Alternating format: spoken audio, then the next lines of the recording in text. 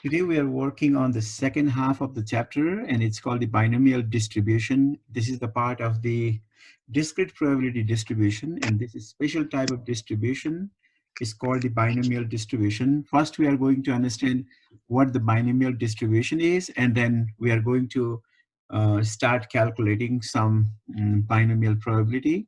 For this, you need calculator, so make sure you have your calculator ready. We'll be using that. Let's talk about binomial experiment in the beginning. When I say binomial experiment, it's a probability distribution which satisfies these four characteristics. Whenever we are talking about the binomial experiment in a binomial probability distribution, it must satisfy these four conditions here. The first one is the number of trial must be fixed. So whenever we are performing the experiment, if it is a binomial experiment, then the number of trial must be fixed. It can be 7, it can be 8, it can be 9, but it has to be fixed. And that is what is called n. And each trial have only two outcomes. So you cannot have more than two outcomes. Like it's not something like rolling a dice. If we roll a dice, there are 6 possible outcomes. This is not a binomial. So in the binomial experiment, there are only two outcomes. For example, you are answering the true or false question.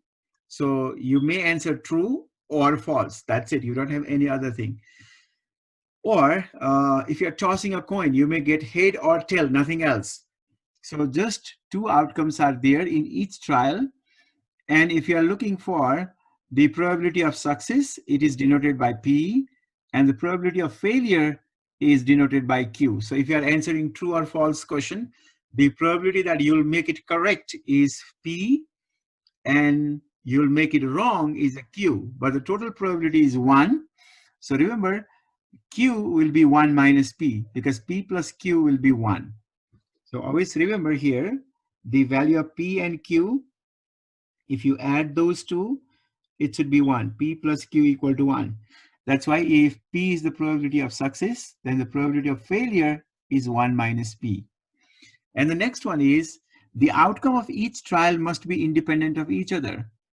So the outcome of the trial must be independent, meaning if you are answering 5 true or false question, you answer true or false in the first, and what you're going to answer in second part does not depend on the first part. That is the meaning of that.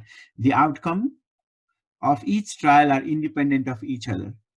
The probability of success is P, the probability of failure is Q, and they must remain same for all trials. So these are the 4 important characteristics of the binomial experiment. Once the experiment is a binomial experiment, then we can define the binomial probability. So when we say binomial probability distribution, the outcome of the binomial experiment and their probabilities. If you remember the distribution from the previous class, we'll have the random variable x. Okay, we have the random variable x listed here. And then we'll have the probabilities P of x listed here. This distribution is the binomial probability distribution if the experiment is a binomial experiment. So we list the probabilities, okay, for each outcome of the experiment. And this is how we calculate the binomial probability. Please copy that formula. When you calculate the binomial probability, this is the formula. For the binomial distribution, the probability of exactly X successes in n trial. So we are looking for X successes in n trial is given by this formula. Px, that is probability of exactly X successes, is equal to combination of n taken X at a time. That is the meaning of NCX. We'll calculate this using calculator. So NCX is the combination of n taken X at a time, then probability of success P raised to X, and then probability of failure Q raised to n minus X.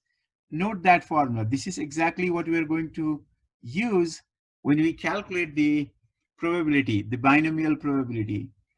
So once you are looking at this theory, you can see that there are a lot of things going on in this one, but when we start working on the example, you'll find that this is not that difficult. So let's take an example. Here is our first example. Let's first read the problem, and then we are going to highlight everything that we have here, and we are going to use the formula. So let's see. What it says is, surgery at a hospital has 95% chance of success. So something important is given to you. So the chances of success is 95%. So that is the probability of success. But you know that we write probability using decimal, not the percentage. So this is your p-value, which is p equal to 95% or 0.95. That is the probability of success. So 95% success is there in the surgery at a hospital. So what will be the probability of failure then? What will be the value of Q? What do you think? 5%. 5%.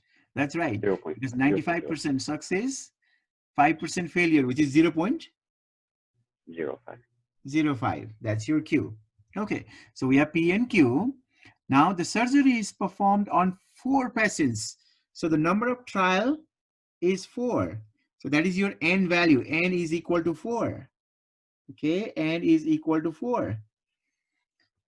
Because the surgery is performed in 4 patients.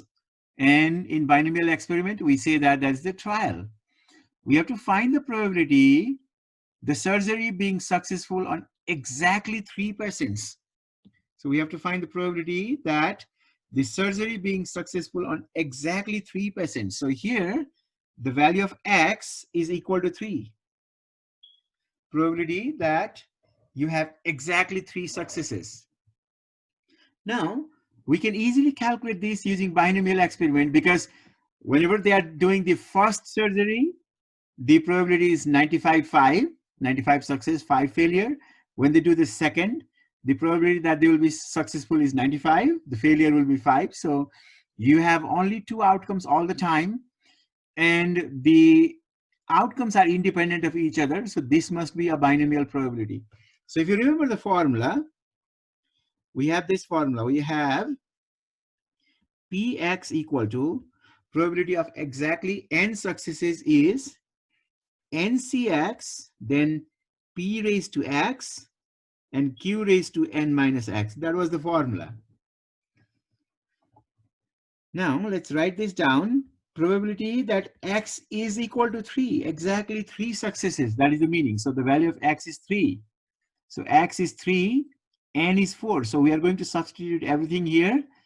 So in place of N, it is 4, C, and then X is 3. You don't have to worry about that C. You'll get that in calculator.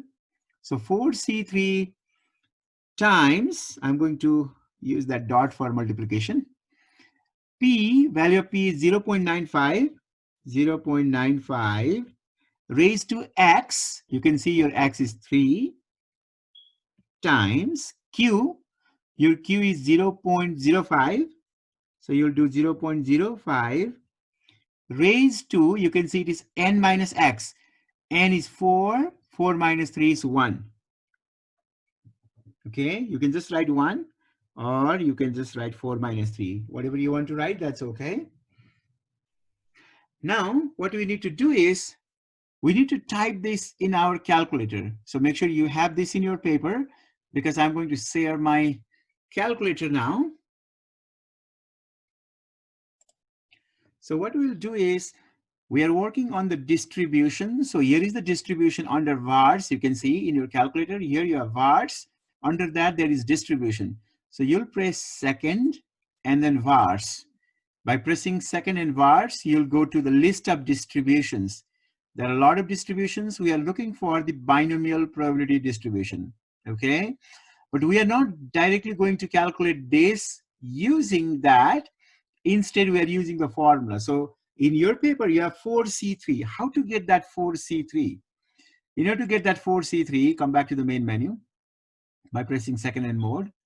So in order to use the formula, we go here, we go to math.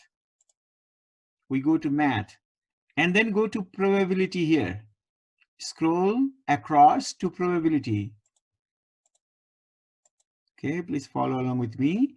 And if you look at number three is the combination NCR, you can see there. Okay, so press number 3. If your calculator shows like this, okay, if your calculator is showing like this, then you can type 4, and then you have 3 on this side, if you remember. Then you have times, and then inside the parenthesis, you have 0.95. Okay, then you have raised to 3, then you have times again. In next parenthesis, you have 0.05, then it has raised to 4 minus 3, which is 1. And if you hit enter, you should get the result. Did you get that? My calculator shows answer and Your calculator shows something different? when I press NCR, it shows the answer A and S, then it says NCR. Okay, what is your calculator? What is there on the top of the calculator? This calculator calculator is plus. TI-84 plus. Just a second, if your calculator is TI-84 plus, let me change my calculator here. Okay, I have TI-84 plus now. If you have TI-84 plus, this is what you'll do. In your writing, if you look at your paper, you have 4 first. So first you'll type that 4, okay? And you go to math, and then go to probability, then press 3. Now on this side, you have a 3, so type that 3, 4C3. This is how it is working in that calculator. 4C3, then you have times, in the parenthesis, you have 0.95, okay, raised to 3, then times, in next parenthesis, 0.05, raised to 4 minus 3, which is 1, and hit enter, you should get the same result. Did we get that? 0.1715? Yeah, I'm getting it. Thank you. Okay, everybody got that? Yes, no? Please unmute yourself when you're talking. Yes? Yes. Okay, good, good. Okay. So here we got the probability. Now you can write that. Probability of exactly 3 successes is 0.1715. So we use the formula and we got the probability. Okay, we use the formula and we got the probability. We can also use calculator to get this probability directly. We didn't use calculator, we use the formula, we type this in calculator, that's what we have done. But there is a direct way of doing this using calculator. So let me write that here. You can also write this down using calculator. When you're using the calculator, this is how it works. It should be in this form, BI for binomial, BINOM, binomial, then PDF, probability distribution, with N trial, P as the probability, and X number of successes. That is the command in your calculator, binomial PDF, NPX. And the way we write is this, binomial PDF. In our case, N is 4, probability of success is 0.95, and X is equal to 3. Now we need to get this in our calculator. So I'm going to share my calculator again. Now what we do is, in our calculator, we go to this distribution that I was showing you earlier. So you press second and then vars, second and then vars. Then what I need is, as I wrote down on the paper, you may have copied that already, it was binomial PDF. You don't see binomial PDF here, but there's a down arrow here, meaning of that is there are more probability distribution down. So if you scroll down, you'll find binomial probability distribution. See this one. There is a binomial probability distribution, and there is the binomial cumulative distribution. We are not interested in cumulative. We are interested in binomial probability distribution. So grab that one, okay, and then enter. Now, number of trials, that is the value of N. In our case, N is 4. P is the probability of success. It was 0.95. Okay, and the X value, we are looking at 3 successes, 3, and come here, select that paste, and paste this information in your main screen by entering. If you have a TI-83 calculator, it will just give you binomial PDF. Then inside the parenthesis, you have to type this by yourself. Now hit enter, you'll get the result. Do we get the same result? Check there. Yes or no? Yes. Yes, we got the same result. So we can calculate the probability either using the formula directly or by using the calculator. Both methods are correct and you can use both methods. Second example, let's read what is given in this problem. A survey found that 15% of US adults say that internet is the major source of news for them. So 15% of US adults, they use internet as the source of news. So that is the value of P. So we can write the value of P equal to 15%, that is 0.15. So what is Q? What do you think? P is 15%, so Q should be 85% or 0.85, right? 0.85 because it is 1 minus 0.15, which is 0.85. So we have P and Q. Two values are there. Now you randomly select 5 adults. You randomly select 5 adults. So what is that? That is n equal to 5. You are asking 5 of them. Okay? You select 5 and ask them whether internet is the major source of news. So when you ask 5 people, is internet the major source of news for you? The answer they will give is yes or no. Okay? Find the probability that exactly 3 of them respond yes, at least 3 of them respond yes, fewer than 3 of them respond yes. So we are looking for the probability that they will say yes. So if you ask 5 of them, maybe none of them will say yes, 0 yes, or you may get 1 yes, or 2 yes, or 3 yes, or 4 yes, or all 5 yes. Is that right? That's what you'll get. That is the random variable X. Okay, so let's find the probability of each of these using the calculator the way we did before. So this is the binomial probability distribution, but we are going to find the probability of each here so that we'll have the complete probability distribution. When you have X and P of X, we can have the probability distribution. And this probability distribution in this case is the binomial probability distribution.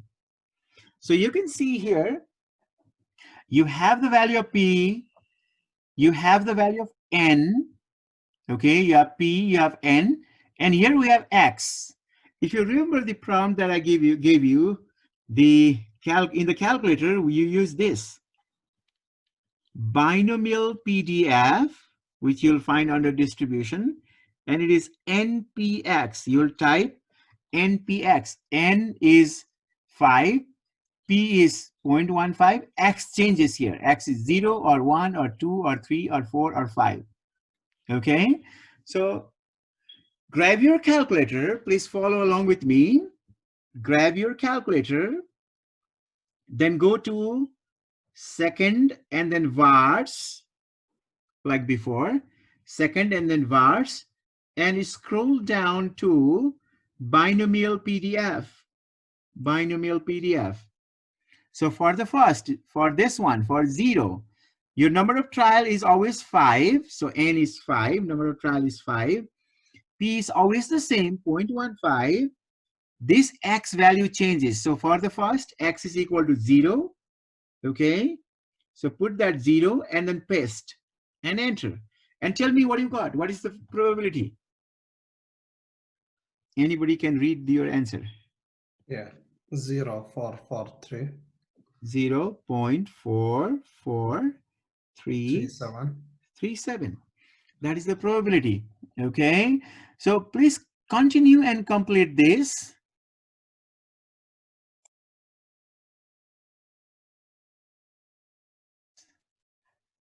I hope you got these values here for the probability distribution. Please check those values.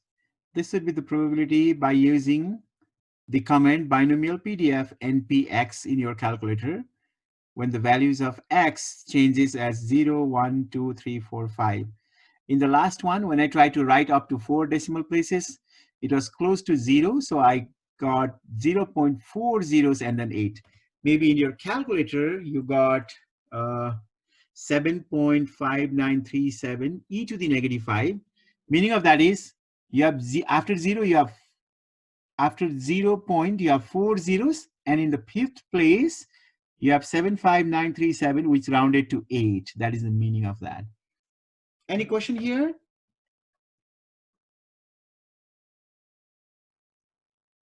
No. Okay, great. So we got that. Now we are going to answer the question based on this one. We created the binomial probability distribution. Okay, this is the probability distribution function that we have here. Now we are going to answer each of these questions. So in part A, the question is exactly 3 of them responded yes. So probability when X is equal to 3 is how much? We can look at the table and answer. Probability when X equal to 3 is how much? Look at that. What is that? 0.0244. That is the answer to the first part, A. That's pretty easy. If you look at B, we have to find the probability that at least 3 of them responded yes. Okay, B, let me change the color here. For B, we have to find the probability that at least 3 of them responded yes. What is the meaning of at least? Who can tell me? At least 3. 3 or more. Very good. Meaning of this is 3 or more. 3 or more. So the question is, we have to find the probability that the X value is more than or equal to 3, greater than or equal to 3. When I say 3 or more, that is 3, 4, and 5 in our case. Okay, so we have to add these 3 probabilities. That is the meaning of that, 3 or more. We have to add these 3. So the probability that X equal to 3 is that 0.0244 plus probability when X equal to 4 is this one, which is 0.0022, then plus probability that X equal to 5 is a very small probability, 0.12340 zeros and then 8. So when you add these, please add those values in your calculator. So if we add this 0.0244 plus 0.0022 plus 0.40 and then 8, what did you get in your calculator?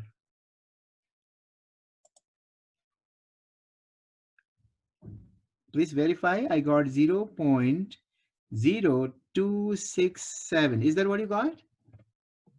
Yes. Okay, very good. So that is the meaning of that. In part B, we have to find the probability that at least 3, meaning of that is 3 or more of them responded yes. That's part B. Now let's look at part C. I'm going to use different color for that. In part C, we have to find the probability that fewer than 3 of them responded yes. What is the meaning of fewer than 3? Who can tell me? Anybody can answer. Say that again. 2. No, I'm asking the meaning. What is the meaning of fewer than 3? 3 is not in, less than 3. Less than 3. Very good. Less than 3. Less than 3. So when I write here, this is how I can write probability when X is less than 3 is how much? When we say less than 3, we are talking about these 3 numbers, 0, 1, 2. So we have to add the probability of 0, 1, and then 2. So probability when X equal to 0 is 0.4437. Probability when X equal to 1 is 0.3915. Then plus probability when X equal to 2 is 0.02. 1, 3, 8, 2. So we need to add those probabilities. So probability when x is less than 3 is equal to, please add those numbers in your calculator. I'm also adding here. So if we add these numbers, what I got is this 0.9734. Is that what we get? Yeah. Okay. So that is the probability that fewer than 3 of them responded yes. This is the probability in B that more than 3, okay, 3 or more of them responded yes. And in part A, exactly 3 of them responded yes. So this is the first part of the binomial distribution. What we are going to do is we are going to end the session now and we'll come back in 10 minutes, okay? Okay. Okay. Good.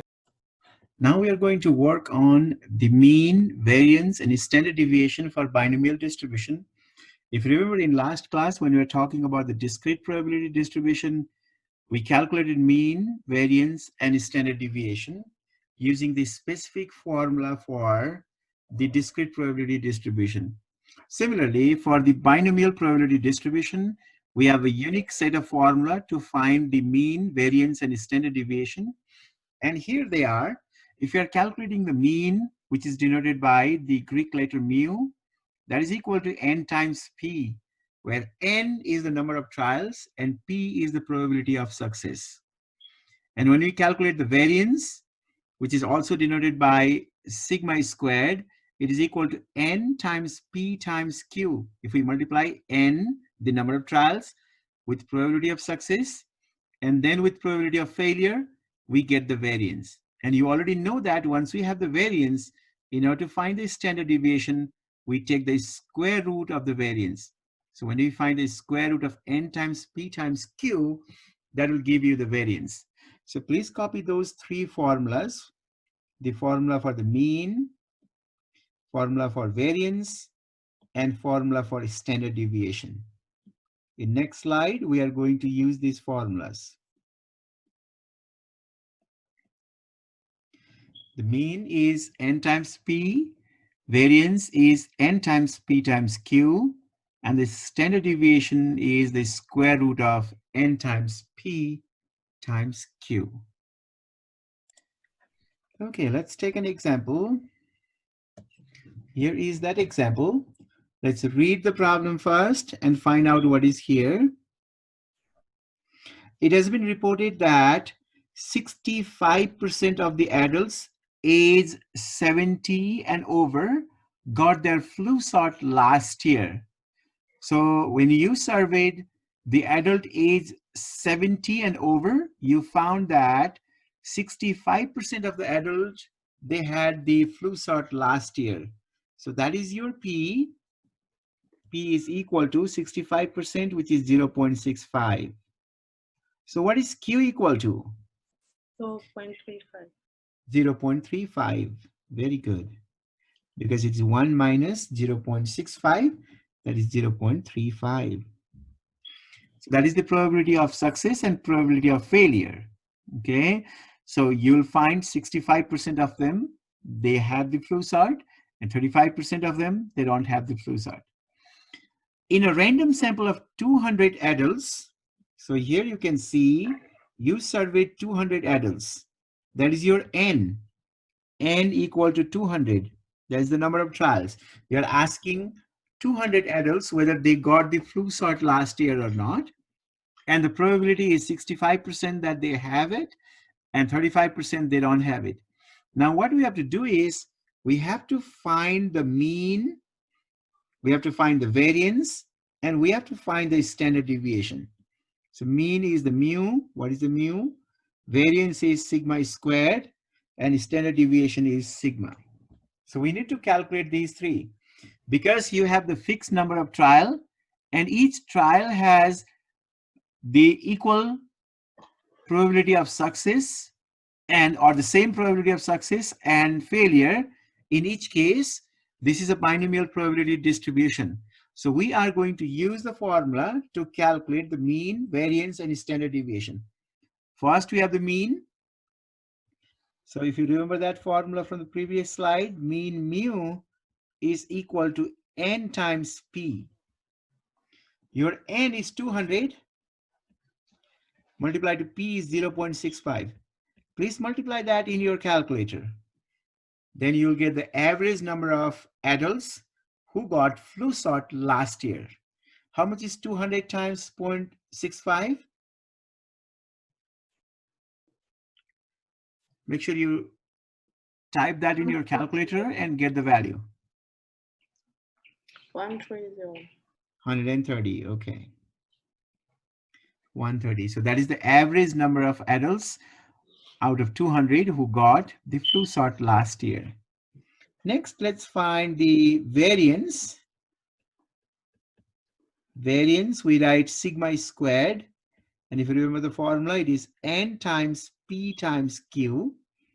N is 200, p is 0.65, and then the q is 0.35. Again, type these in your calculator. 200 times 0.65 times 0.35. What did you get? 5.5. 45.5. Very good. That is the variance. 45.5 is the variance. So you can easily find the standard deviation. Standard deviation. We write standard deviation as sigma, and it is the square root of the variance. Variance is 45.5. So you take the square root. In your calculator, if you find the square root of 45.5, what is the result? 6.7454. 6.7454. Very good. So see, you can calculate these values easily. So in comparison to the discrete probability distribution, the calculation of mean, variance, and standard deviation in binomial probability distribution is easy because of the nature of the formula. So all you have to do is, once you know that the problem is from binomial probability distribution, you just apply the formula and you'll get your mean, variance, and standard deviation.